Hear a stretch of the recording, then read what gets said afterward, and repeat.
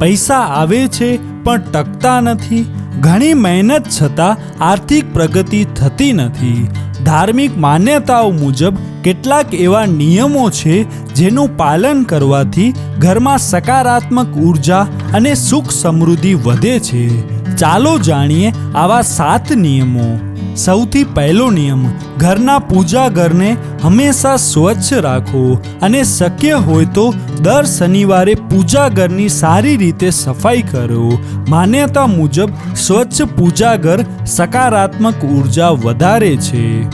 ગંગાજળનો છંટકાવ, સફાઈ કર્યા પછી પૂજા ઘરમાં ગંગાજળનો છંટકાવ કરો. ધાર્મિક માન્યતા મુજબ ગંગાજળ પવિત્રતા અને શુભતાનું પ્રતીક માનવામાં આવે છે.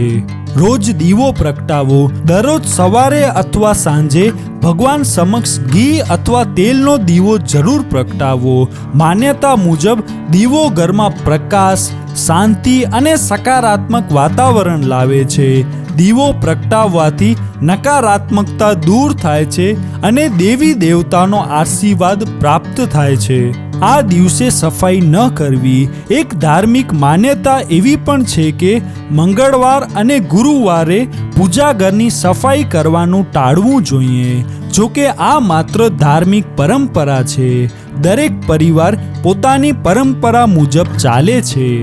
પૂજા પછી પડદો. પૂજા પૂર્ણ થયા પછી મંદિરનો પડદો લગાવવાની પણ પરંપરા છે. ઘણા ઘરોમાં આ નિયમનું પાલન કરવામાં આવે છે. આ પરંપરા સકારાત્મક ઉર્જા, શાંતિ અને શુદ્ધતાને જાળવવામાં મદદરૂપ માનવામાં આવે છે. કપૂર પ્રગટાવો.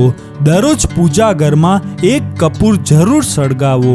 માન્યતા મુજબ કપૂર સકારાત્મક ઉર્જા ફેલાવે છે અને ઘરમાં શુભતા લાવે છે. કપૂર સળગાવવાથી નકારાત્મક ઉર્જા અને દુષ્ટ શક્તિઓ દૂર થવામાં મદદરૂપ બને છે. કપૂરનો નાનો ટુકડો પણ ઘરમાં સકારાત્મક વાતાવરણ સર્જે છે. ભગવાનની મૂર્તિ ક્યાં રાખવી? ઘણા લોકો ભગવાનની મૂર્તિ અથવા ફોટા સીધા જમીન પર મૂકી દે છે, પરંતુ માન્યતા મુજબ ભગવાનની મૂર્તિ કે તસવીરને હંમેશા સાફ, ચોખ્ખી અને પાટલા અથવા કપડા પર રાખવી જોઈએ. ભગવાનનું સ્થળ ઊંચું અને સ્વચ્છ રાખવાથી ઘરમાં સકારાત્મક ઉર્જા વધે છે.